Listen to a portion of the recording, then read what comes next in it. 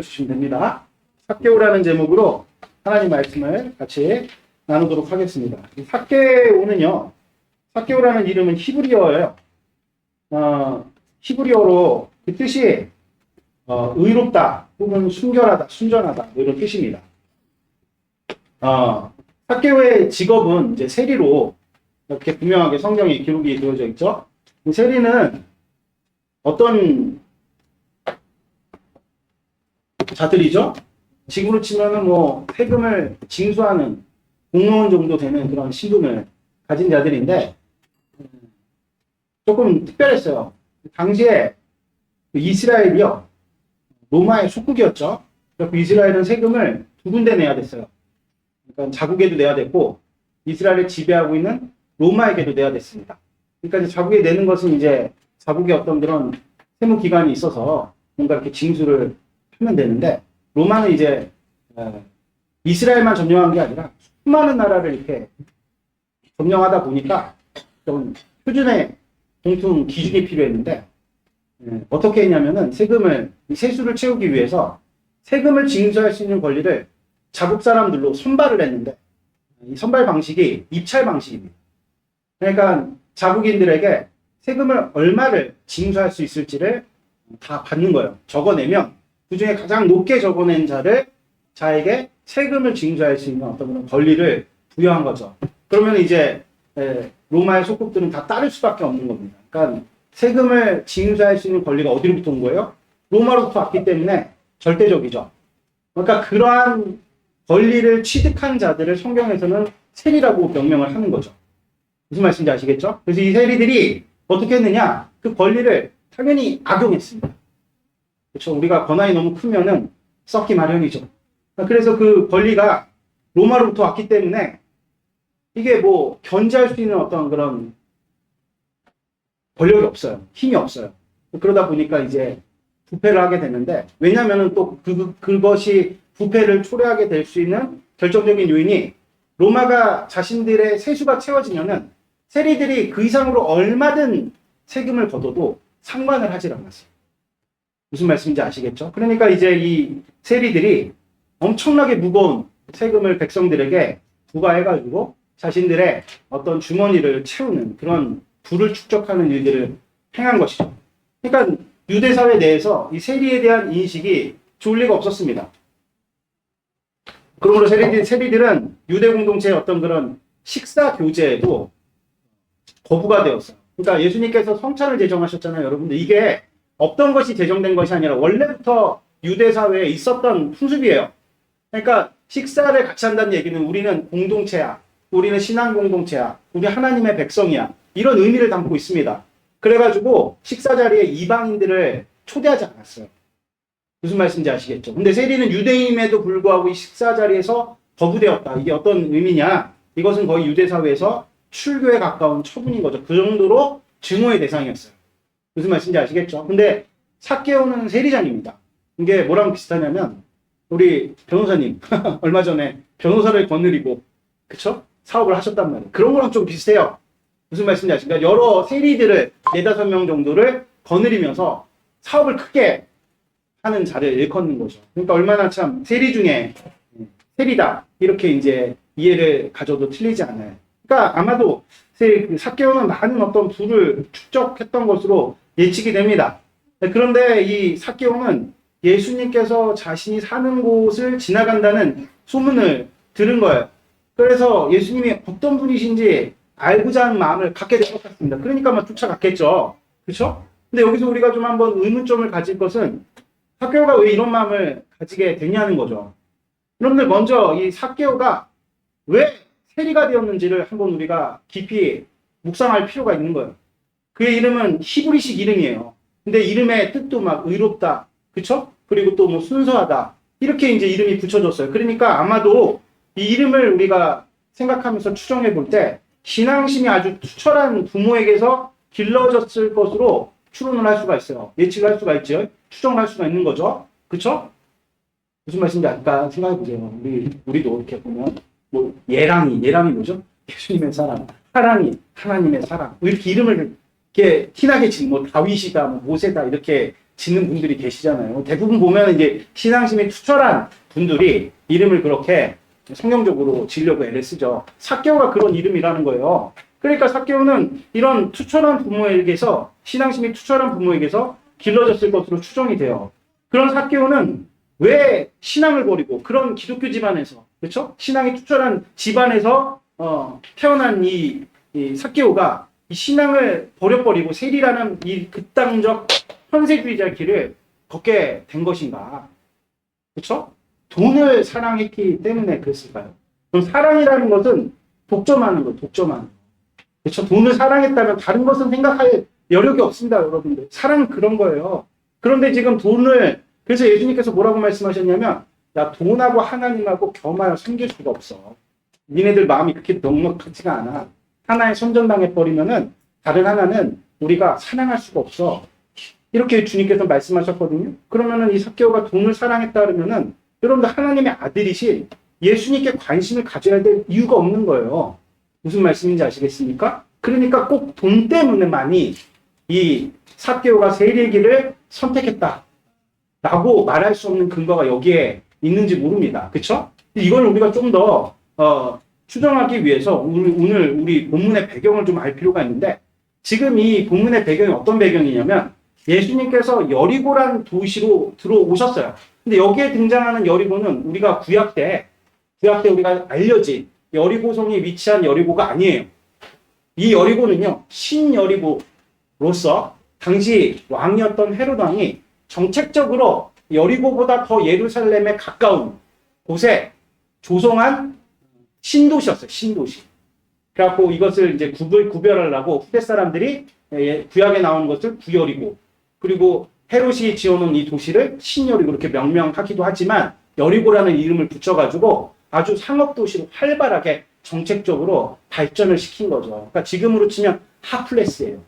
무슨 말씀인지 아시겠습니까? 번화가. 그러니까 이스라엘 내에서 굉장히 가장 번화했던 곳이다. 그러니까 번화가 하면 우리가 떠올리는 게 뭐예요? 환락이죠, 환락. 이런 환락의 도시에 왜 예수님께서 들어오셨냐는 거예요. 이것이 이제 성경에는 분명하게 기록되어져 있는데, 우리 누가복음 18장 31절 한 장만 뒤로 돌리면 나오거든요. 우리 같이 한번 읽어볼까요?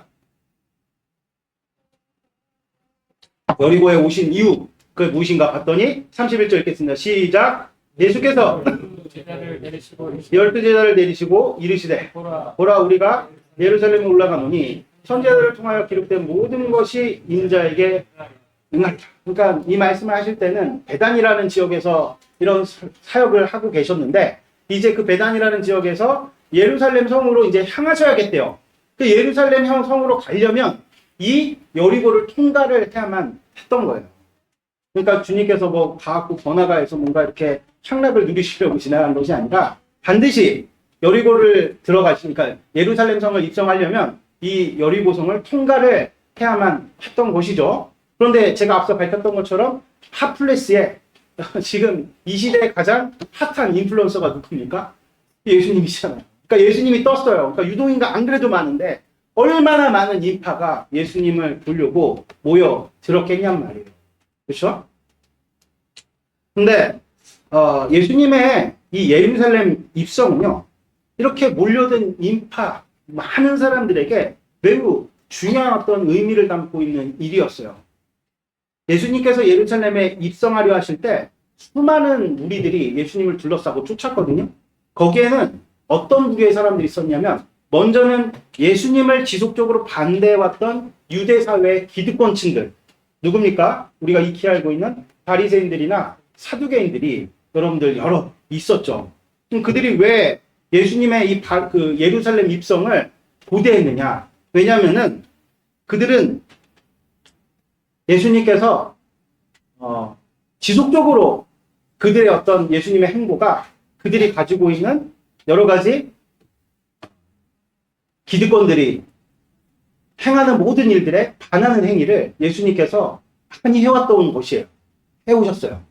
그러니까 예수님이 하는 행정마다 이 기득권들은 어떤 사람들입니까? 권리를 가진 자들이잖아요. 이 권리를 가지고 많은 사람들을 이렇게 이제 지배하는 이 지배 구조에 반하는 행위를 예수님이 많이 행하신 거예요. 그 대표적인 내용이 무엇이냐면은 예수님께서 안식일에 병을 고치신 사건입니다. 여러분들, 안식일을 지키는 것은요, 특별히 유대사의 질서를 유지하는 실정법에 있어서 대표성을 갖는 법이에요. 무슨 말씀인지 아시겠죠? 그러니까 유대사회가 질서가 있어야 되잖아요. 그렇죠? 우리가 뭔가 다스리려면 질서가 잘 세워져 있어야 되는데, 이 안식일이라는 것은 이 유대사회를 질서를 지키는 그 실정법에 있어서도 특별격이 되는 그런 어떤 법이었다. 그러니까 6월절에는요, 이스라엘 백성들은 1절 뭐 해야 됩니까? 일을 하지 말아야 되는 것이 율법적 명령이었어요. 근데 예수님께서 그 안식일에 자꾸만 병을 고치는 거예요. 그러니까 이것을 기득권자들은 어떻게 이해를 했냐면, 이거는 이 사회의 질서에 분명하게 붕괴를 일으킬 수 있는 아주 심각한 문제다. 그래갖고 쫓아가고 예수님을 반대했다는 것이죠. 무슨 말씀인지 아시겠습니까? 그러니까 뭘 두려워했던 거죠? 여러분들, 이 사회의 질서가 붕괴되면 가장 힘들어하는 자들이 누굽니까? 기득권자들이잖아요. 그렇죠? 그러니까 그런 것들이 두려워서 예수님을 저지했지만 예수님은 굴복하시지 않았다는 것이죠. 그러나 여러분, 우리가 한번 생각해 볼 때 안식일의 참된 의미가 무엇입니까? 말 그대로 안식하는 거죠. 그런데 병자가 병이 있어요. 병 들어보셨어요? 제가 우리 아내도 지금 다리가 이렇게 아프잖아요. 그렇죠? 그러니까 이제 뭐 여러 가지로 제가 도와가지고 그동안에 이제 등한했던 것도 제가 막 하고 뭐 하고 그러면 이제 우리 아내가 편안할까요? 안 편안하죠. 어제도 이제 저희 병원에 갔다 왔는데도 여전히 아직 안 붙었다 이렇게 얘기가 해서 더 많은 가사를 내가 감당했다는 생각이 좀 들긴 하는데, 어쨌든 간에 아프면요 쉬어도 안식이 없어요. 무슨 말씀인지 아시겠습니까? 병자에게 안식은 무엇이죠? 빨리 낫는 거예요. 빨리 낫는 거. 그다음에 걸어다닐 때마다 우리 아내가 얼마나 아프겠어요? 그러니까 보세요. 얼마나 불편하고. 이 안식일에 뭐 손이 마른 자, 뭐 또 안식일에 뭐 여러 가지로 눈이 먼 자들 안식할 수가 없는 겁니다. 근데 주님께서 안식일의 주인으로서 그들의 병을 고치셔서 안식을 주신 것이죠. 이 자체가 그동안에 너희들 안식해야 돼, 쉬어야 돼, 너희들 이제 안식일에 일하지 마, 이렇게 명령했던, 그럼에도 불구하고 오히려 안식을 하라고 막 강요하지만 도리어 그 안식을 해방하는, 그렇죠? 그러니까 이 유대인들이, 유대 기독권자들이 안식일에는 일도 하지 말고, 심지어는 정말 여러분들 이스라엘에 가잖아요? 이스라엘 가면 엘리베이터가 움직이고 타는 것도 그게 또 노동이라 그래갖고 그 안식일에는 엘리베이터도 못 타요.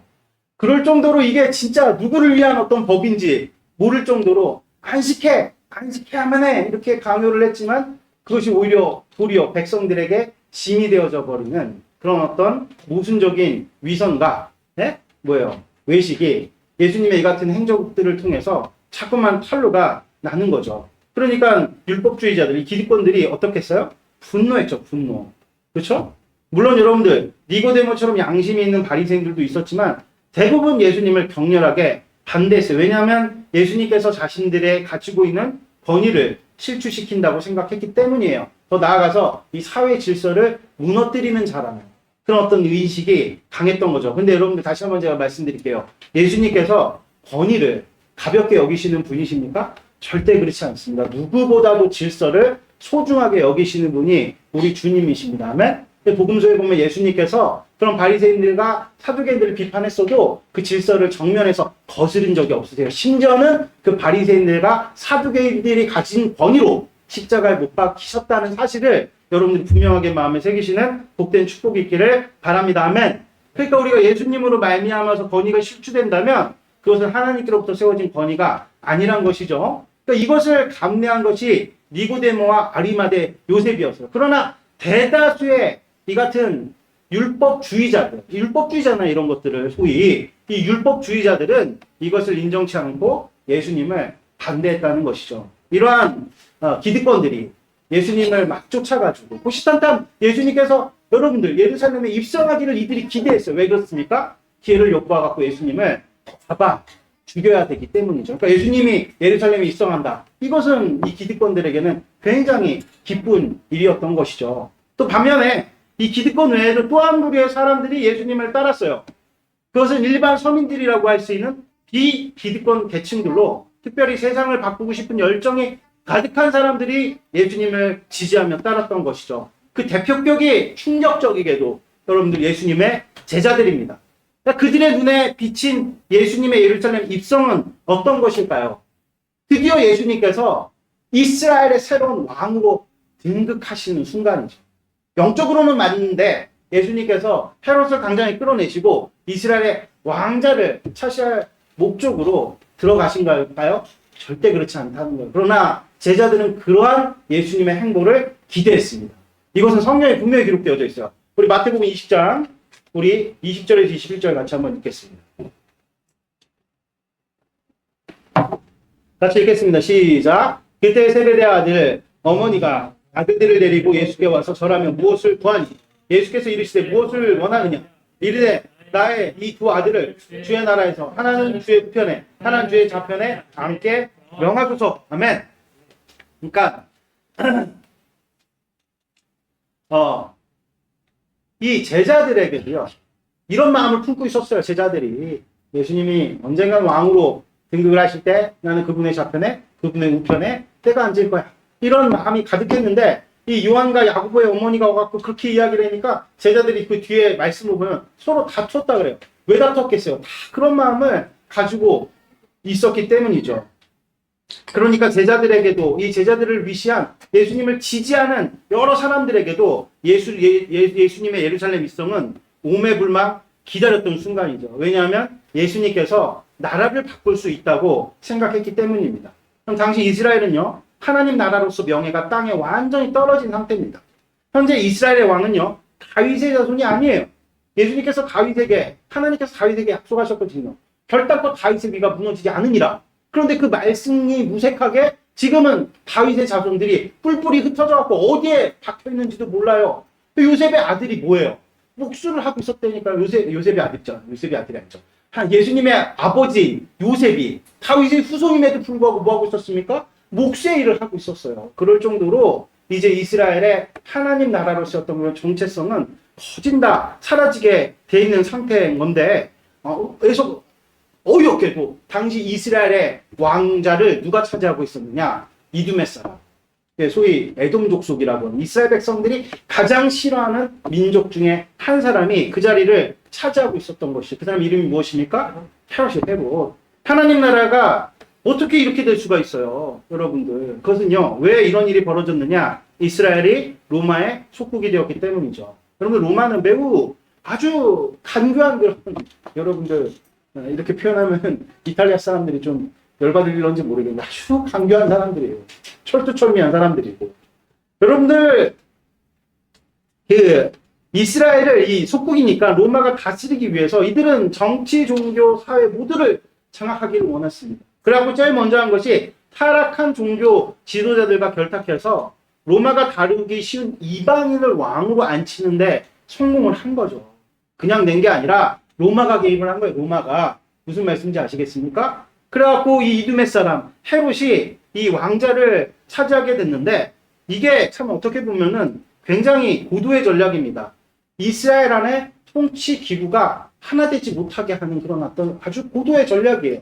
그래서 구조적으로 이스라엘이 로마를 대적하지 못하도록 만들어버려요. 무슨 말씀인지 아시겠습니까? 네? 그러니까 이렇게 참 우리가 그러니까 자주 못 봐야 되는 그 얘기를 어쨌든 간에 이래서 이런 구조학 속에서 이스라엘 백성들은 굉장히 많은 수탈을 당했어요. 그러니까 괴로웠겠죠. 굉장히 고통에 많이 시달렸다는 것이죠. 그러므로 이스라엘의 밑바닥부터 이 나라를 받고 싶어하는 열망이 매우 허점한 갔어요. 타락하여서 무능력한 기득권을 몰아내고 당당히 로마에 맞선 새로운 나라를 건설하고 싶었던 거죠. 이것이 메시아를 대망하는 마음으로 이어진 것입니다. 그렇지만 이러한 열망은 거짓된 메시아만 일어나 일장 충몽으로 마칠 뿐이었어요. 이 내용이 어디에 잘 나와 있냐면 사도행전 5장 35절 38절 같이 한번 읽어볼까요? 사도행전 5장 35절에 38절 같이 읽겠습니다. 읽겠습니다. 시작. 말하되 이스라엘 사람들아 너희가 이 사람들에게 대하여 어떻게 하려는지 조심하라. 이전에 드다가 일어나 스스로 선전함에 사람이 약 400명이나 따르더니 그가 죽임을 당함에 따르던 모든 사람들이 흩어져 없어졌고 그에 후적할 때 갈릴리 유다가 일어나 백성을 깨어 따르게 하다가 그도 망한즉 따르던 모든 사람들이 흩어졌느니라. 이제 내가 너희에게 말하노니 이 사람들을 상관하지 말고 버리더라. 이 사상과 이 소행이 사람으로부터 났으면 무너질 것이요 만약 하나님께로부터 났으면 너희가 그들을 무너뜨릴 수 없겠고 도리어 하나님을 대적하는 자가 될까 하노라 하니. 그러니까 무슨 얘기냐면 여기서 호적하다. 이때가 어느 때죠? 예수님 태어났을 때예요. 그렇죠? 그때조차도 거짓 선지자가 일어났다는, 거짓 메시아가 일어났다는 거예요. 그 거짓 메시아에 많은 어떤 대중들이 속아가지고 뭘 한 겁니까? 한번 나라를 정복해 보겠다고, 혁명을 일으켜 보겠다고 시도를 했던 것인데 다 수포로 돌아갔다, 실패로 돌아갔다. 이것을 오늘 주님께서 우리에게 말씀하고 계시는 것이죠. 그렇게 실패했음에도 불구하고 이스라엘 백성들의 이 같은 나라를 바꾸고 싶어하는 열망은 사그라들지 않았고, 기어코 예수님을, 나라를 뒤엎어버릴 혁명가로 지지자들이 낙점을 한 거죠. 그런데 해석하게도 예수님은 혁명가가 아닙니다. 할렐루야. 그런데 이 점을 분명하게 여러분들이 잘 생각하셔야 돼요. 우리도 신앙생활 할 때, 야, 우리 주님을 믿게 되면 내 인생이 뒤집어지겠구나. 뭔가 하나님께서 나의 인생을 정말 지금 이렇게 내가 어렵고 힘들고 정말 고된 처지지만 주님께서 손바닥 뒤집듯이 나를 뒤집어 주시겠구나. 여러분들 우리가 이렇게 착각하면 안 돼요, 여러분들. 반드시 우리가 예수님 믿고 따를 때 회복이 있지만 우리가 추구하고 생각하는 대로 주님께서 움직이시는 분이 아니십니다. 이 사실을 여러분들이 분명하게 마음에 새기시는 복된 축복이 있기를 바랍니다. 아멘. 다시 한번 말씀드릴게요. 예수님은 우리의 인생을 그냥 손바닥 뒤집으시는 혁명가가 아니세요. 아멘. 이 점을 여러분들이 마음에 새기셔야 됩니다. 할렐루야. 아멘. 여러분들 하나님 나라가요, 사람의 생각이나 열정만으로 이루어질 수가 없어요. 할렐루야. 우리가 막 밀어붙인다고 되는 문제가 아니라는 사실을 여러분들이 마음에 새기시는 복된 축복. 우리 신앙생활 그렇게 할 때가 있어요. 우리가 어떤 것에 어떤 목적을 설정해 놓고 밀어붙이면 주님께서 그 일을 이루어 주실 거야. 그러다가 여러분들 다 망했다. 이 사실을 분명히 마음에 새기시는 복된 축복이 있길 바랍니다. 그래서 우리는 이쯤에서 삭개오가 왜 극단적 현실주의자가 되었는지 가늠해 볼 수 있을 것 같아요. 그는 아마도 율법을 강조하지만 실상은 율법을 이용해 자신들의 통치 체계를 견고히 하려는 지도자들의 이 외식과 위선에 환멸을 느꼈을 것입니다. 또한 반대급부에서 벌어지는 되지도 않은 혁명을 운운하며 마치 신앙을 자신들의 야망과 탐심으로 이용하려는 신앙 소비주의자들의 행태에 삭개오는 짙은 허무와 실망감을 느꼈을 것 같아요. 그러니까 삭개오는 큰 성공을 거둔 사람입니다. 이것은요, 삭개오가 현실 파악을 아주 잘하는 사람이었다는 것을 방증하는 것이거든요. 그러니까 똑똑했다는 거예요, 여러분들. 삭개오는 율법주의에 여러분들 사람을 감화시키는 힘이 있습니까? 사람 없이 그냥 해라 마라. 힘이 있어요. 사람을 감동 주고 감화시키는 힘이 있습니까? 없죠. 아니면 여러분들 신앙을 소비하는 기복주의에 종교적인 순수함과 진실성이 있을까요? 그러니까 세상 사람들이 우리한테 맨날 그렇게 조롱하잖아요. 너희들 맨날 뭐 그런 어떤 각한 것을 주님께 구하면은 주님께서 이루어 주시냐, 정말로 이루어 주시냐, 이런 식으로 우리에게 막 조롱하죠. 우리의 기도의 제목들을 한번 점검해 볼 필요가 있어요, 여러분들. 그게 여러분들 정말로 의롭습니까?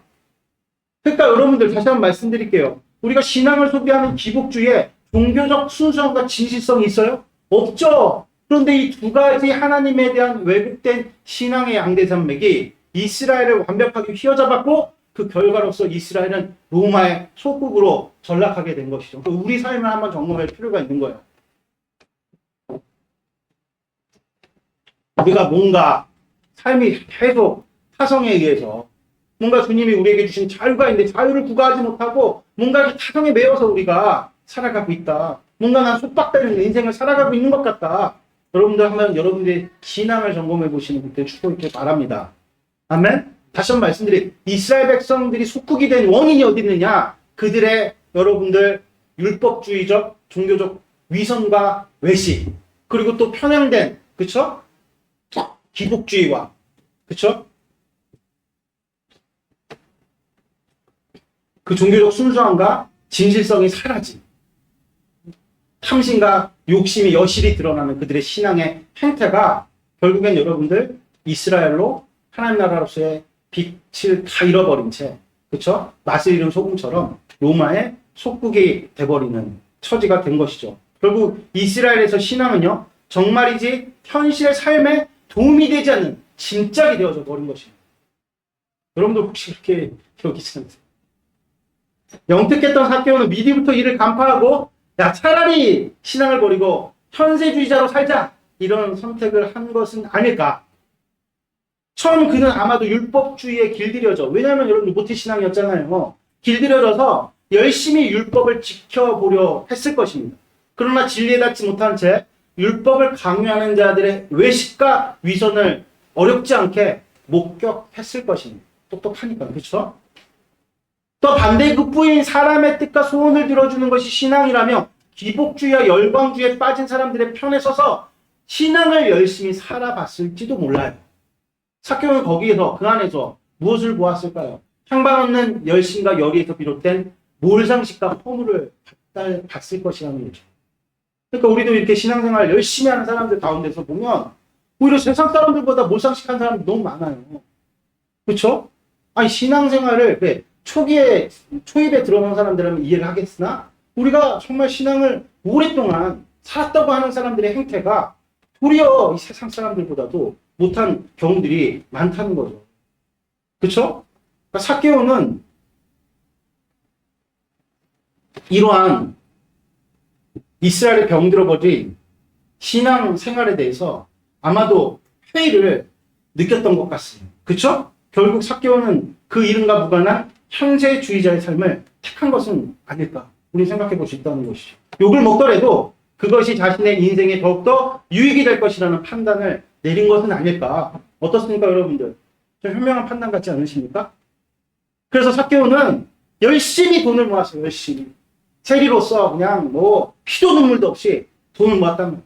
그런데 돈을 많이 벌어도 지위가 높아져도 또한 축적된 부로 인한 영향력을 갖게 돼도 삭개오는 유대인들에게는 신앙을 버린 배신자 혹은 변절자요.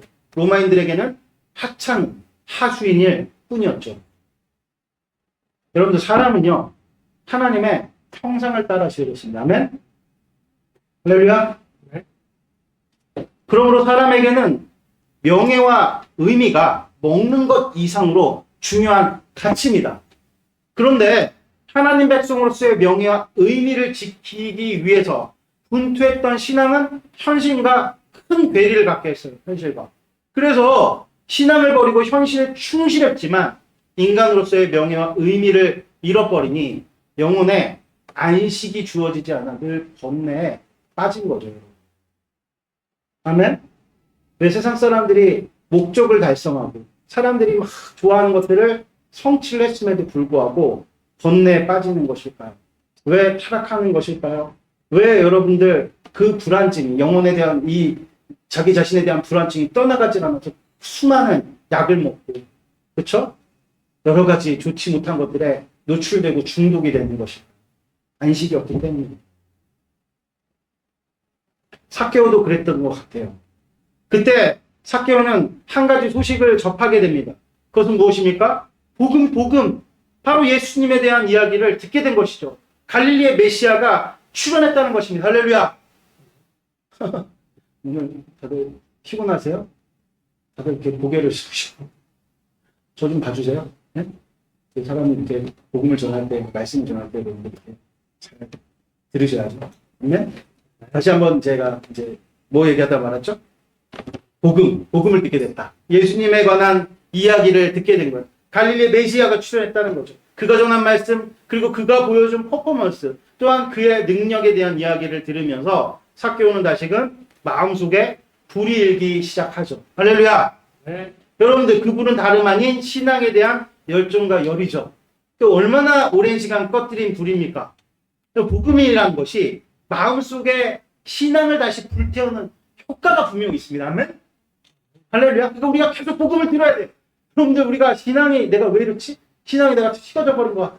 나 지금 너무나도 세속주의적으로 하나님 잃어버리고 살아가고 있는 것 같아. 그럼 여러분들 열심히 요새 얼마나 많은 말씀이 있습니까? 여러분들 유튜브를 트시고 무엇을 어떤 교회 그러니까 뭐 이단만 아니라 그러면 여러분들이 정말 은혜를 누리게 되는 그런 복음의 이야기들을 계속 들으십시오. 복음을 계속 들으십시오. 근데 그 말씀을 계속 듣는데도 여전히 계속 내가 마음이 차가워. 복음이 아닐 가능성이 커요, 여러분들. 성경 말씀 우리가 계속 읽고 예수님에 관한 이야기를 우리가 접할 때 반드시 복음은 우리의 마음 가운데 꺼져버린 그 불을 피우게 되는 그런 놀랍고도 복된 역사를 일으킨다는 것이죠. 아멘? 그래서 삭개오는 계속해서 복음에 관심을 갖게 되었고 듣게 되죠. 어느새 계속 듣고 계속 관심을 갖다 보니까 어느새 그의 마음 가운데는 꺼뜨릴 수 없는 큰 불이 일어나게 된 거예요. 신앙에 대한. 이 같은 일이 여러분들의 삶 가운데도 충만히 벌어지시기를 축복드립니다. 아멘? 마침 이제 그런 상황 속에서 예수님께서 자신이 거하던 여리고를 지나가신다는 소문을 듣게 되죠. 삭개오는 한 걸음에 예수님을 찾아옵니다. 그런데 너무나도 많은 인파가 몰려서 키 작은 삭개오는 예수님을 볼 수가 없었어요. 결국 그는 나무 위로 오를 결심을 합니다. 근데 여러분들 삭개오의 나이는요. 그가 가진 지위를 고려할 때 좋게 40, 50대는 된 사람입니다. 그러니까 예수님보다도 많은 나이의 사람이죠. 그런 삭개오가 자신이 가진 신분이나 나이, 지위 따위들은 고려하지 않고 채신머리 없이 예수님의 얼굴을 보겠다고 나무 위로 꼭대기로 올라간 것이죠. 그만큼 삭개오의 가슴에 피어오르는 불은 대단한 것이었습니다. 할렐루야. 이런 열정이 여러분들 가운데 복음으로 말미암아 다시 회복되어지는 축복이 있기를 바랍니다. 아멘? 아멘? 네.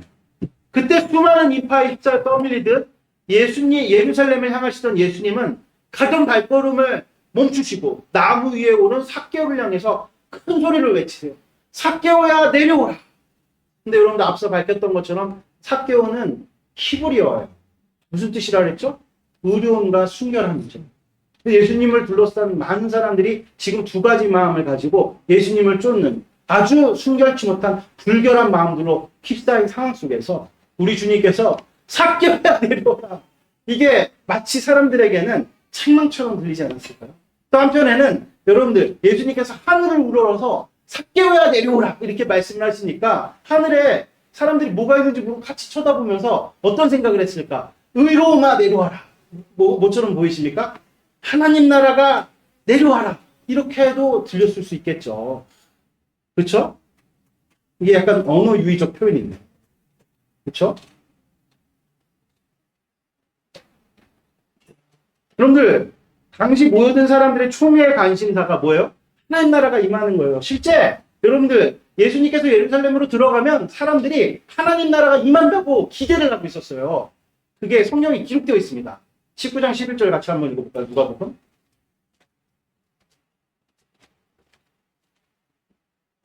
읽겠습니다. 시작. 그들이 이 말씀을 듣고 있을 때 11절 같이 한번 읽어봅시다. 19장 11절 같이 읽겠습니다. 시작. 그들이 이 말씀을 듣고 있을 때 비유를 더하여 말씀하시니 이는 자기가 예루살렘 가까이 오셨고 그들은 하나님 나라가 당장에 나타날 줄로 생각함이로라. 무슨 얘기인지 아시겠죠? 예수님이 예루살렘에 가까이 왔으니 당장에 하나님 나라가 나타날 줄로 생각을 했대요. 그러니까 예수님께서 삭개오야 위를 보면서 내려오라 이렇게 말씀하신 야 드디어 하나님 나라가 임하는구나 이렇게 기대를 했던 모양입니다. 그렇죠? 그런데 그 기대와는 달리 예수님께서 바라보신 곳에는 웬 키 작은 한 사람이 대롱대롱 나무에 매달려 있던 거예요. 예수님께서 이어서 뭐라고 말씀하셨냐면 오늘 삭개오 너희 집에 거하겠다 이렇게 외치시죠. 예루살렘을 향해 나가시는 예수님을 서로 다른 동상이몽의 마음을 품고 따르던 사람들에게는 너무나도 황당한 일이 벌어진 것이죠. 삭개오는 예수님을 반대하는 자들과 예수님을 지지하는 자들 모두에게 버려진 명백한 죄인입니다. 즉 그들이 신봉하는 신앙에서 완전히 배제된 사람이죠. 그런데 예수님께서 그런 삭개오의 집에 거하신다는 것이죠. 예루살렘에 입성하는 것이 아니라 삭개오의 집에 거하신다는 거예요. 많은 사람들은 예수님의 이 같은 행보를 이해하지 못했을 뿐만 아니라 불쾌하게 여겼던 것 같아요. 그도 그럴 것이 고대하던 예수님의 예루살렘 입성 목전에 이런 일이 벌어졌기 때문이죠. 툭 치는 것 같잖아요, 여러분. 모든 기대가 산산조각 나는 것 같잖아요. 그래서 여러분들 다미성교회 보셨죠? 그 1992년에 네? 예수님이 온다고 막 이렇게 열렬하게 기도를 드리는데 12시가 지나도 새벽 3시가 지나도 아마 허탈했겠죠. 그 허탈함이 지금 예수님이 삭개오의 집에 들어가셨다고 하는 그 순간에 벌어지게 된 거죠. 얼마나 화가 났겠어요. 허탈했겠냐면. 여러분, 우리가 여기서 한번 짚고 넘어가야 될 것은 과연 이 사건은 우연히 벌어진 사건일까요? 결코 그렇지 않습니다. 왜냐하면 예수님께서 삭개오를 향해 구원을 선포하셨기 때문이죠. 그러면 구원이 우연히 이루어지는 법은 없습니다. 아멘? 우리 구원받았잖아요. 다 태중의 주님께서 계획하신 일이 우리 가운데 벌어진 거죠. 그러니까 예수님의 계획이 이 사건이 있었다는 것이죠. 할렐루야. 예수님은 우연히 삭개오를 부른 것이 아닙니다. 그를 명확히 아시고 지명하셔서 부르신 거죠. 할렐루야. 삭개오의 어떠함을 알았을까요? 신앙에 대한 갈증, 열망을 아시고 부르시는 거예요. 복음을 들으시는 여러분 되시길 축복드립니다. 할렐루야. 신앙에 대한 갈증이 다시 한번 여러분들 가운데 정말 목 끝까지 차오르는 복된 은혜를 바랍니다. 아멘? 네. 그럴 때 우리 주님의 음성이 들려오게 된다는 것을 여러분들 분명하게 마음에 새기시는 복된 축복이 있기를 바랍니다. 아멘? 그러니까 이 같은 예수님의 부르심에 삭개오가 너무나도 기쁜 나머지 그가 가지고 있던 속에 있던 말을 과감없이 내뱉었어요. 그게 무엇이죠? 자신이 가진 재산의 절반을 내어놓고 부당하게 착취한 일이 있다면 4배로 갚겠다는 거죠. 우리가 여러분들 배웠잖아요. 첫 번째 규례에 보면은 죄를 깨달아서 내가 착취한 것을 갚을 때 얼마만 더해서 주면 됩니까? 5분의 1만 더해서 주면 돼요. 그러니까 120%만 주면 되는데 지금 이 삭개오가 뭐라고 얘기를 하고 있냐면 4배를 갚아주게, 400%를 갚아주겠대요. 이거는요, 여러분들, 죄를 깨달아서 내가 착취한 것을 내 스스로 깨달아서 갚는 것은 120%만 주면 되는데, 첫 번째 규례를 보면은 적발돼가지고, 나는 이렇게 꽁꽁 숨기고 있으니까, 적발돼가지고, 타인에 의해서 적발되거나 재판에 의해서 판결을 받아갖고 갚아야 될 때는 물건은 2배, 가축은 4배 내지 5배로 갚아야 되는 거죠. 근데 지금 삭개오가 뭐라고 얘기를 하고 있냐면 적발되어서 마치 자신의 모든 죄가 드러난 것 마냥 내가 착취한 것을 4배로 갚겠다고 고백을 하는 거죠. 무슨 뜻입니까? 나 스스로 깨우쳐가지고 갚은 것이 아니라 예수님으로 말미암아 내가 내 죄를 깨닫게 다 나는 주님 앞에서 정말 명백한 죄인입니다. 라는 지금 시인을 하고 있는 것입니다.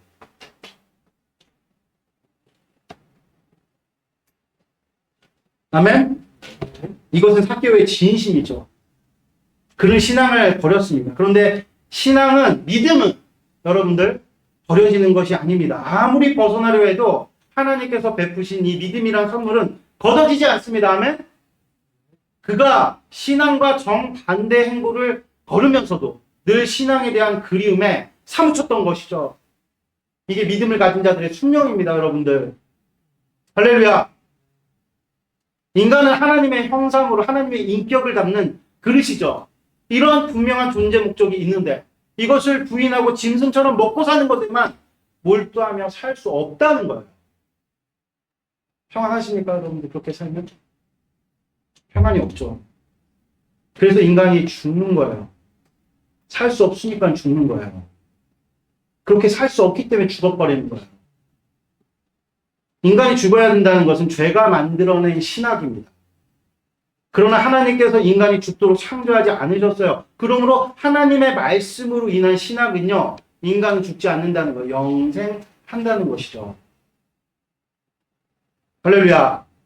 그래서 여러분들 사람에게는 영생에 대한 갈망이 있는 것입니다. 다 죽는데 이상하잖아요. 죽기를 싫어해요. 영원히 살고 싶어요. 그래서 하나님께서 그렇게 지으셨기 때문입니다. 삭개오는 그 갈망을 오랜 시간 부인하며 살아왔어요. 그런데 예수님에 대한 소문, 즉 복음을 들으니 갈망이 다시 솟구쳐 더 이상 감출 수 없는 지경이 된 거죠. 그 갈망이 표출된 것이 바로 예수님의 얼굴을 뵙겠다고 뽕나무 위로 한 번에 뛰어오른 일이죠. 이러한 삭개오의 진심을 누가 알아볼 수 있었을까요? 당시 예수님을 다른 힘으로 열렬히 따르던 사람들의 시선에는 삭개오는 안중에도 없죠. 수많은 인파가 있는데 아무도 못 알아봤다는 거예요. 그 마음을. 그들은 오로지 예수님께서 빨리 예루살렘에 입성하시기만을 고대했습니다. 한쪽에는 예수님을 제거하는 열망에, 한쪽에는 예수님을 새로운 왕 혹은 혁명가로 이용하려는 열망에 불타서 다른 것들을 전혀 볼 수가 없었던 거죠. 그러나 예수님이 이런 사람들의 열기에 전혀 동요치 않으셨습니다. 처음부터 예수님께서 예루살렘에 들어갈 목적은 오직 하나, 십자가 지는 것 뿐이었어요. 할렐루야. 그러면은 예수님께서 십자가를 지신 이유가 무엇일까요? 그것이 오늘 본문의 10절에 마지막 구절에 분명히 나와 있다는 것입니다. 한번 읽어볼까요? 10절 읽겠습니다. 시작. 인자가 온 것은 잃어버린 자를 찾아 구원하려 함이니라. 아멘. 여러분들, 예수님은 죄인을 위해 죄인을 구원하시려고 십자가 지신 것입니다. 할렐루야. 그러면 예수님을 중심으로 스스로 죄인이라 스스로 잘못 살아왔다 시인하는 자는 누구일까요?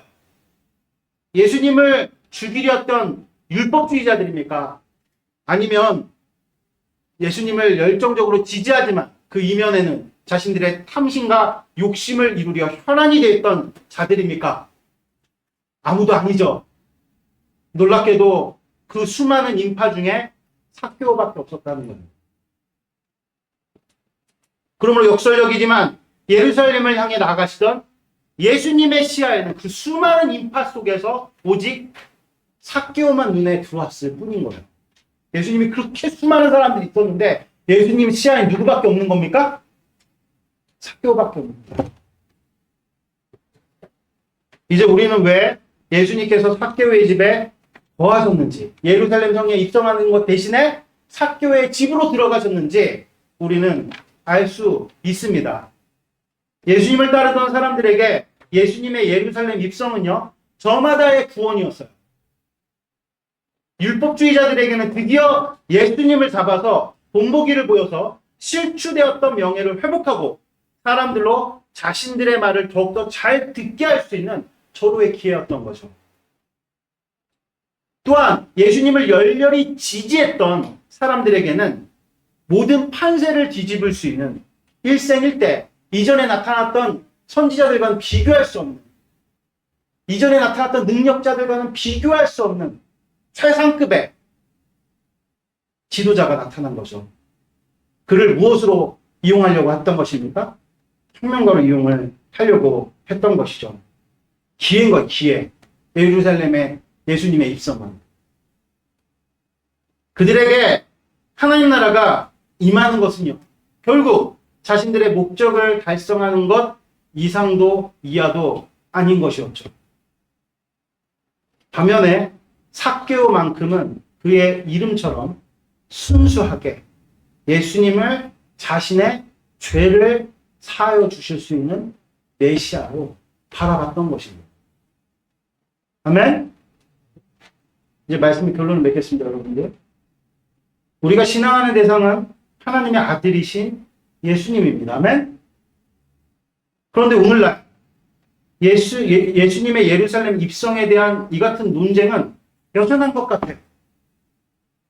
많은 신앙인들이 교회를 이루고 예수님이 머리시고 그분의 몸임을 고백합니다. 그런데도 여전히 율법주의적, 기복주의적 신앙에 젖어서 교회 안에 의로운 신령을 상하게 만드는 것들을 봅니다. 오늘 이 자리, 예수님 존전에 나오신 여러분은 어떤 모습으로 신앙을 살고 계신가요? 예수님 시대의 바리새인들처럼 혹시 지체를 율법적 잣대로 판단하면서 정죄하여 예수님을 핍박하고 계시지는 않으십니까? 여러분들, 우리가 율법주의적인 성향을 가지고 옳고 그름을 가지고 누군가를 판단하고 계속 정죄하면요, 특별히 우리 지체들끼리 그런 일들을 벌이면 그게 바로 바리새인들이 예수님을 핍박했던 거예요. 같은 거예요, 여러분들. 아멘? 혹은 향방 없는 욕심과 탐심을 신앙으로 가장하여서 예수님께 막 이뤄내라고, 이런 삶을 이뤄내라고, 이런 일들을 이뤄내라고 강요하고 있지는 않으십니까, 여러분들? 예수님께서 나의 왕이시라는 고백은요, 그가 이 땅에 오신 목적과 부합할 때 성립되는 것입니다. 할렐루야. 아멘. 여러분들, 요즘에 청년 중에 가난한 성도들이 굉장히 많습니다.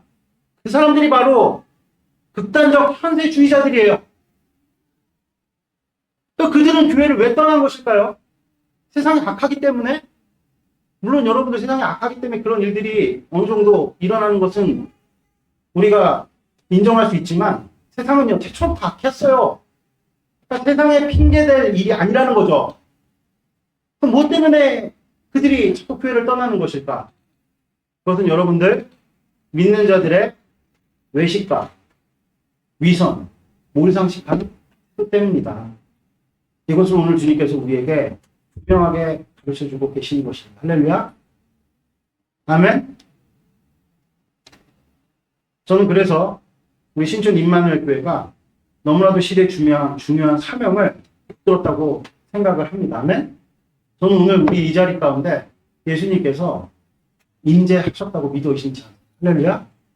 그래서 우리가 이 자리에서 신촌 임마누엘 교회에서 정말 예수님과의 짙은 교제를 이루면서 여러분들 우리가 복음을 듣고 살 때 예수님의 말씀과 예수님의 행적과 예수님의 능력은 복음의 생명이잖아요.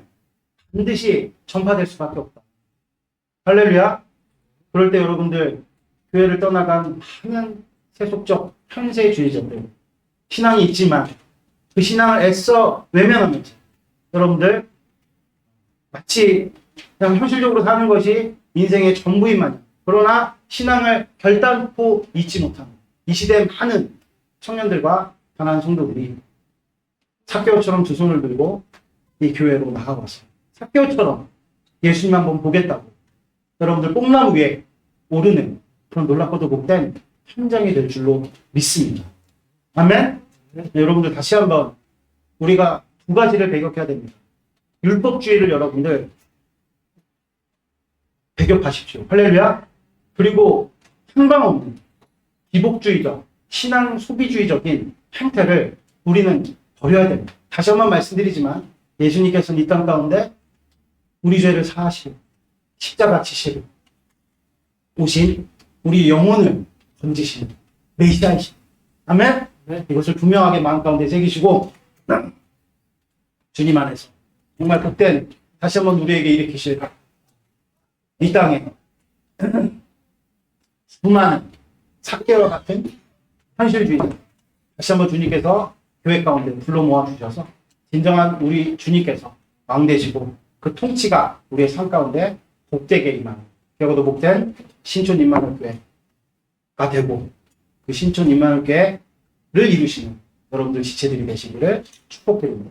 기도드리겠습니다. 하나님 아버지 감사합니다. 오늘 선포된 말씀 우리 가운데 이루어 주셔서 신앙은 우리 예수님을 순수하게 바라보면서 내가 죄인임을 깨닫고 주님께 회개하여 제사함을 얻어 예수님께서 우리의 진정한 주인이 되심에 우리 영혼의 안식을 아버지 누리는 것일진데 아버지 우리의 신앙이 너무나도 많이 왜곡돼서 우리의 삶이 정말 타성에 젖어갖고 매인 삶을 살아가고 있음을 이 시간 고백하게 됩니다. 주님 율법주의와 이런 신앙 소비주의적인 행위가 정말 복음으로 말미암아 다시 한번 우리 가운데서 다 물러가고 삭개와 같이 아버지 그 복음으로 말미암아 그 신앙이 주님 안에서 복되게 회복되어져 날마다 삭개오처럼 자기 부인하서 아버지를 보겠노라 아버지를 향한 그 예수님을 향한 그 열정이 타올라서 우리가 날마다 사도 바울이 죽는 것과 같이 삭개오가 아버지 나무 위로 올라갔던 것 같이 우리가 주님 앞에 정말 철저하게 자복하여서 엎드리는 당신의 백성들이 되어줄 수 있도록 축복을 더하여 주시옵소서. 말미암아 우리 또한 주님께로부터 구원을 얻었노라. 아버지 정말 주님의 음성을 우리가 듣게 되어지는 놀랍고도 복된 역사를 주여 이루어 주시옵소서. 감사합니다. 부활의 주님 되신 예수님의 이름으로 기도드렸습니다. 네. 자, 우리 같이